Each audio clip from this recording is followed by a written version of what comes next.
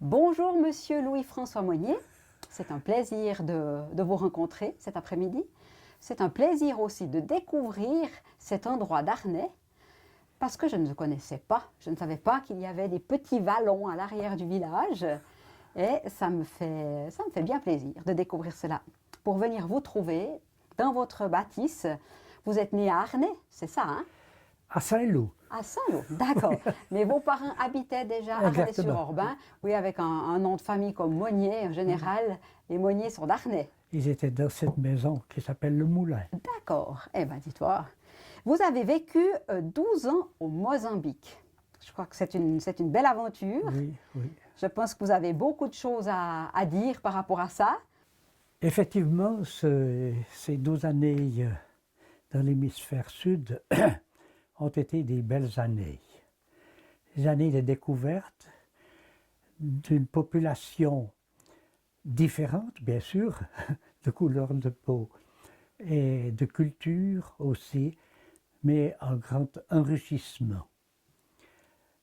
Sans entrer dans les détails, nous avons été envoyés là-bas, mon épouse comme infirmière et moi comme agronome.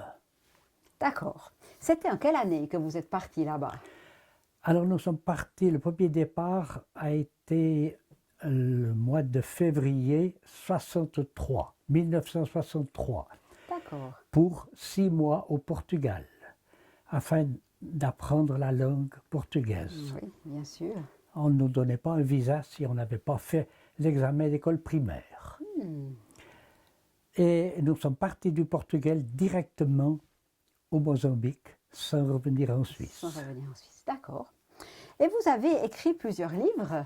Moi, je vais parler du deuxième livre, qui s'intitule « À quoi penses-tu » C'est un titre qui est très intéressant.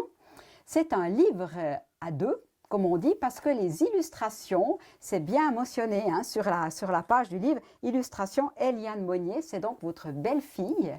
Exactement. Voilà, qui est une artiste peintre, hein, on pourrait dire. Ah oui. Et dans l'épigraphe, d'ailleurs vous la mentionnez, je vais permettre de lire ces quelques mots. Les œuvres d'Eliane sont pour les mots couleur et profondeur. C'est vrai que c'est très beau. Les gens qui auront l'occasion d'acheter ce livre pourront les découvrir. Moi, en tout cas, en lisant ce livre, je me suis régalée de voir la similitude qu'il y a entre le texte et les images, les dessins. En tout cas, c'est très très beau. Je vous propose qu'on ait un échange par rapport à certains passages justement de ce livre que j'ai lu avec beaucoup de plaisir.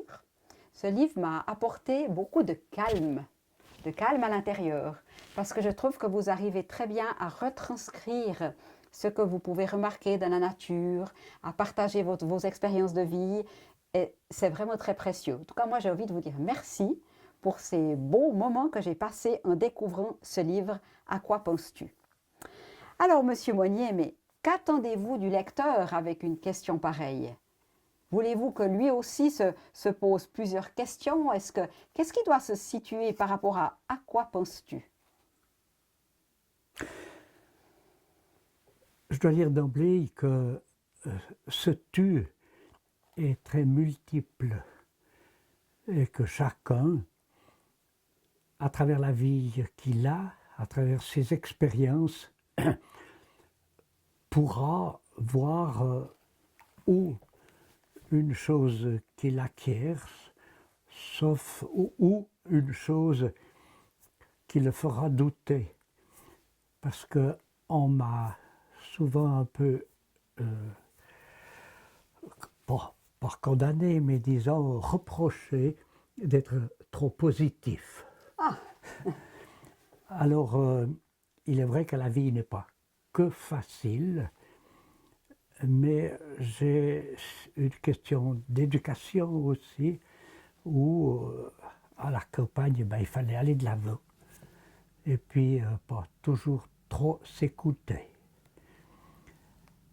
Alors, qu'est-ce qu'on peut faire avec ce livre? C'est chacun qui pourra le dire comment il le comprend. Tout à fait. D'ailleurs, vous, dans l'épigraphe toujours, vous dites au tout début, en parlant du livre, « À quoi penses-tu » Paul Gauguin présente ainsi une de ses toiles. D'où venons-nous? Que sommes-nous? Où allons-nous? Je me suis juste posé la question pourquoi vous n'aviez pas mis aussi qui sommes-nous? Ça, c'est juste une petite question que je me suis posée comme ça au passage. Et à un moment donné, toujours de la partie de l'épigraphe, vous écrivez « Ayant laissé à d'autres mes vignes en production, en ce temps de ma vie qui s'approche du soir, je me souviens et fais comme le peintre Gauguin, je questionne. » Monsieur Monnier, avez-vous trouvé toutes les réponses? Loin de là. Parce que la vie même est un mystère et elle nous donne à apprendre et découvrir chaque jour. Ça serait très prétentieux d'essayer même de répondre à toutes les questions. Mais c'est des questions qui me sont venues un peu au crépuscule de la vie. Le crépuscule de la vie. Est-ce qu'on peut dire quel âge vous avez, Monsieur Monnier? Eh bien, je suis 35, donc j'ai 85. Les occupations marquaient les esprits. On voyait la marche des saisons plutôt que la course des jours. Et les saisons s'écoulaient plus lentement que les jours. Vous parlez là, donc, quand vous étiez jeune, dans votre village d'Arnay-sur-Orbe. Est-ce que vous trouvez que la vie maintenant passe plus vite qu'avant? Oui, certainement. La vie aujourd'hui est à la limite plus variée, bruyante, offrant à tout un chacun bien des occasions de se sortir de lui-même. À travers les beaux moments, à travers aussi les difficultés, on a vite, je trouve, que l'on va un peu vite. Que l'on va un peu vite et qu'il manquerait des fois, et qu'il nous manquerait souvent, un temps de s'asseoir et réfléchir. Je me suis dit aussi que je peux dire des choses comme ça parce que je suis à la retraite. Et par rapport à toute la course que je vois se faire autour de moi, je m'aperçois que la vie même, que l'organisation même de la société demande aux gens effectivement de courir. Alors je trouve que c'est comme ça, mais c'est presque dommage si on ne fait que cela. Dans le chapitre sur l'Afrique, le premier paragraphe, vous dites « À cause d'une conviction intérieure ou venue d'ailleurs, notre couple se trouve pour 12 années dans la brousse africaine. Partie 2, nous reviendrons 5. » Parlez-nous, Monsieur Monnier, de cette conviction intérieure ou venue d'ailleurs. De quoi? Oui. Qu'est-ce que c'est pour vous? Qu'est-ce que ça veut dire?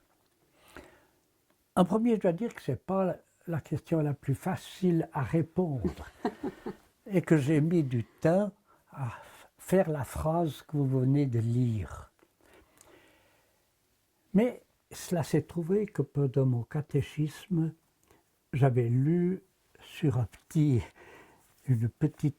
journal dit missionnaire à l'époque, « Ne sois pas missionnaire si tu peux faire autre chose ».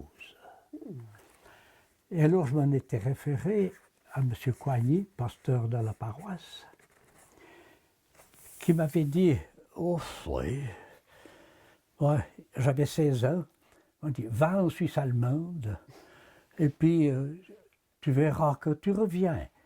Si Dieu te veut à une certaine place, il te le fera savoir. » Et puis effectivement, de 14 à 15 ans jusqu'à 25, je me suis trouvé devant cette question, partir ou rester.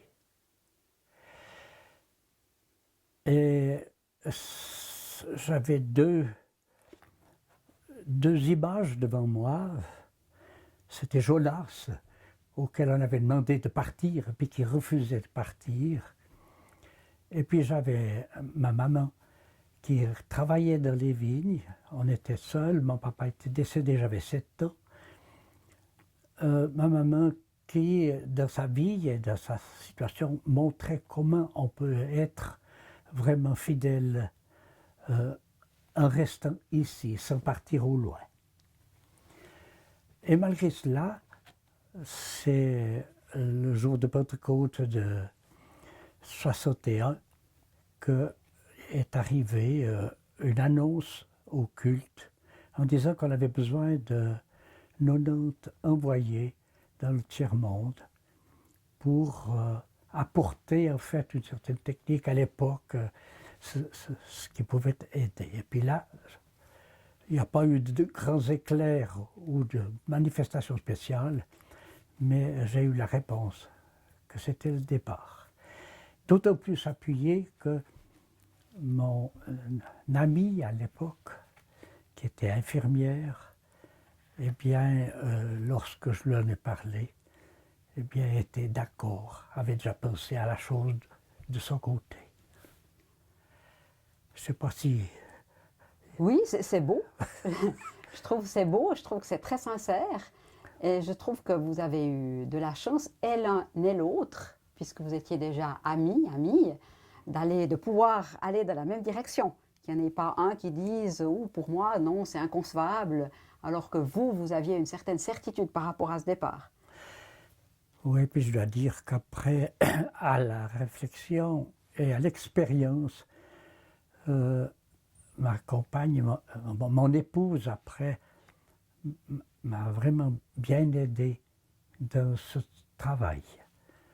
Nous étions très différents, personnellement assez impulsifs, disons, n'ayant pas peur de parler en public, et puis elle approfondissant les questions, en disant, toi dis cela, mais attention, comment est-ce que ça aura été compris?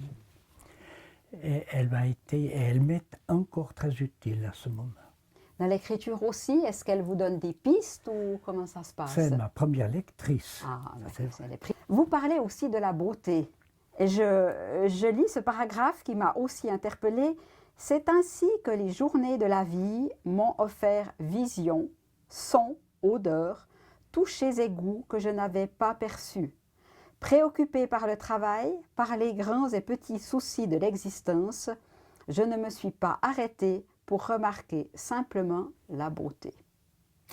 Avez-vous des regrets, Monsieur Monnier, par rapport au fait que vous avez eu une vie quand même effrénée, une vie riche où vous avez dû courir, et puis que tout d'un coup vous vous dites, arrivé là maintenant à votre âge, dire ben je ne me suis pas arrêtée pour remarquer simplement la beauté.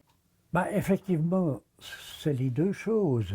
Je dois constater que une vie assez bien remplie m'a peut-être pas permis ou m'a pas donné la volonté de voir autour de moi.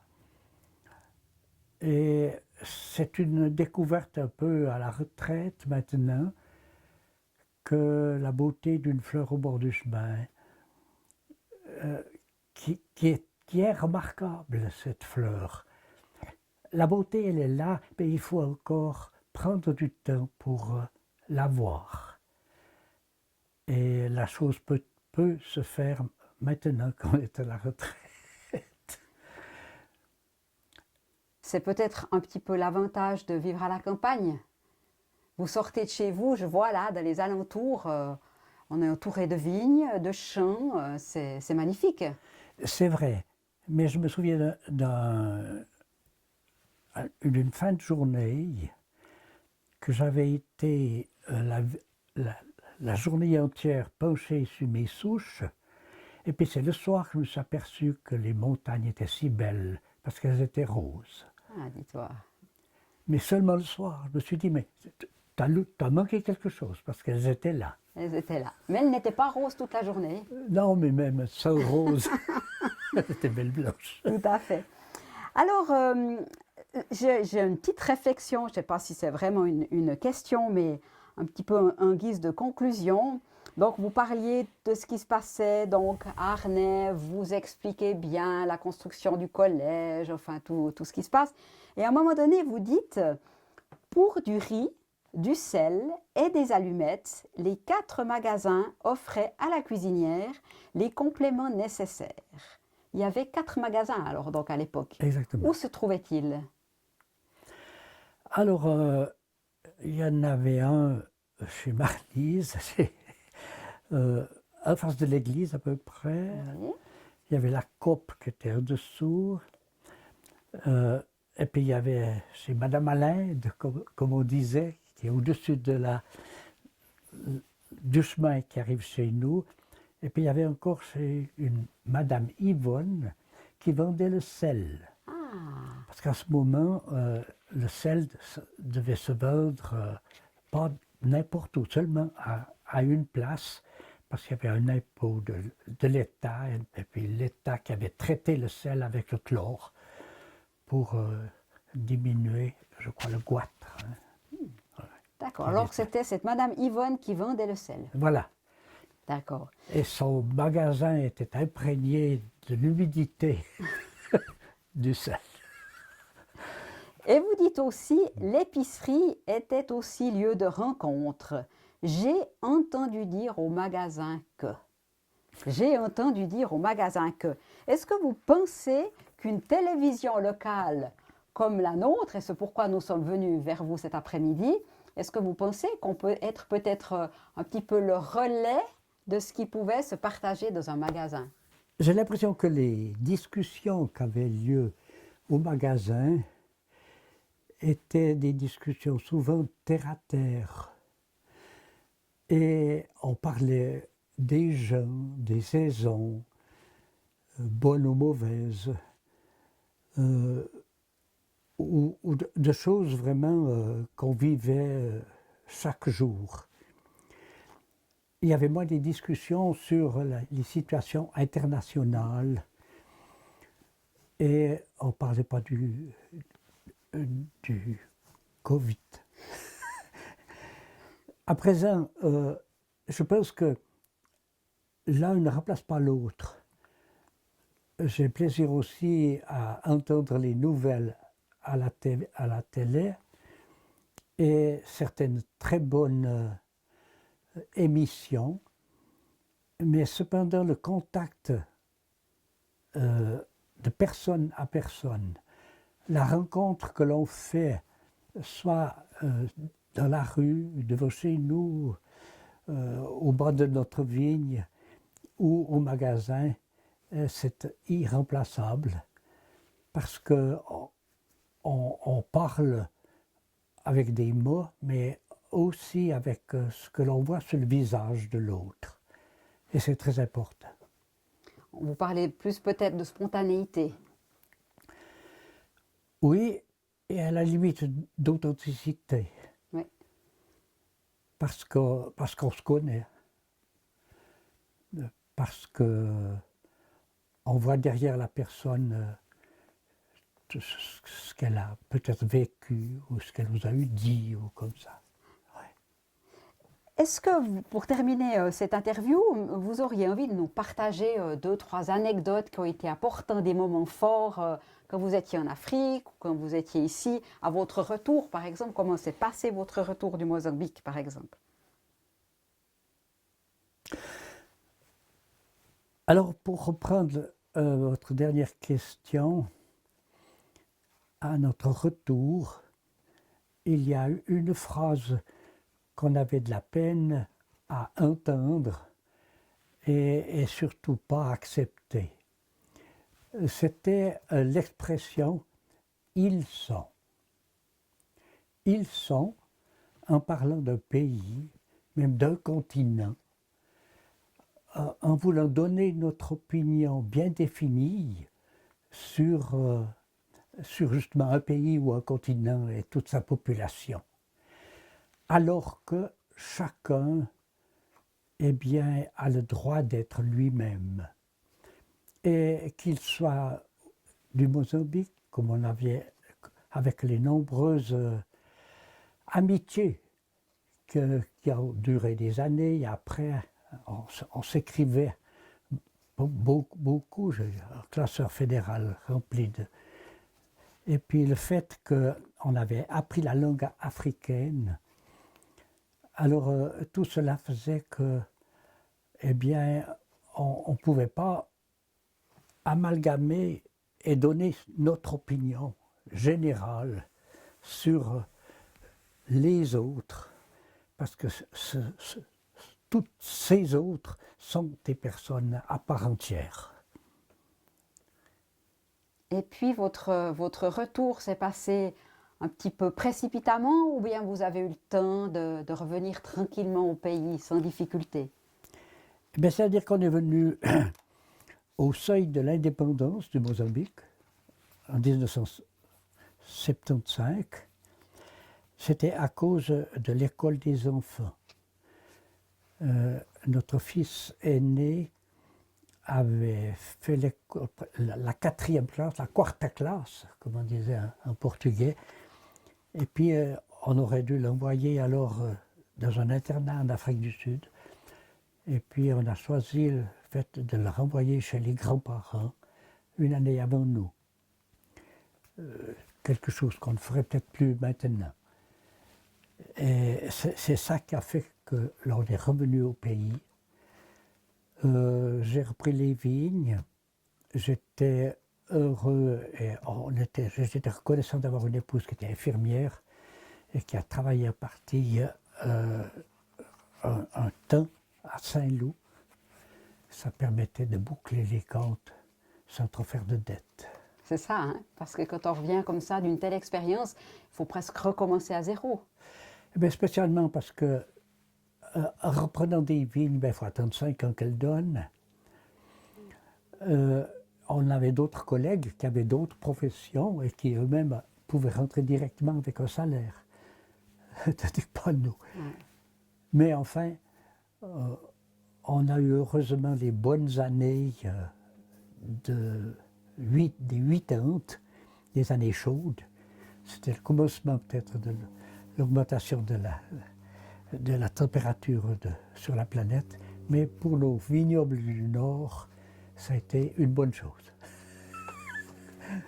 Très bien, Monsieur Monnier, je vous remercie beaucoup de nous avoir accueillis. Par contre, je peux que encourager les gens qui auront envie de découvrir alors le livre, donc À quoi penses-tu, écrit par Monsieur Louis-François Monnier et illustré par sa belle-fille, Madame Eliane Monnier, que vous pouvez directement acheter chez Monsieur Monnier à son adresse chemin du Gollet 10B 1321 Arnay-sur-Orbe. Je vous souhaite, Monsieur Monnier, de très belles fêtes de fin d'année, dans le calme, la tranquillité, et peut-être de nouvelles idées pour un 3e livre. Ça n'est pas actuellement d'actualité. Kunene ikamawaku hetakalembe I kusui finene ni kisimus.